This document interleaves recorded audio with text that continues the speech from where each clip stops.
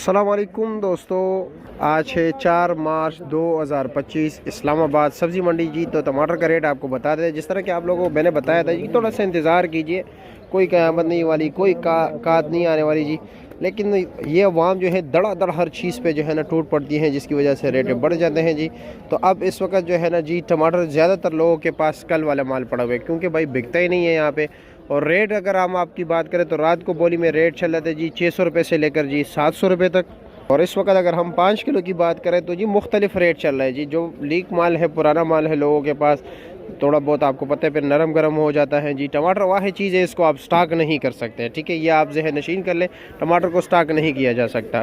तो रेट चल रहा है जी 200 रुपये से लेकर जी 300 रुपये तक। आम मार्केट चल रहा है जी 40-50 रुपये किलो, 60 रुपये किलो। जो बिल्कुल बेहतरीन क्वालिटी के टमाटर है जी, चुन चुन के आप डालोगे एक एक दाना सुपीरियर क्वालिटी, तो उसका रेट है जी 70 रुपये किलो, यानी 350 रुपये का 5 किलो।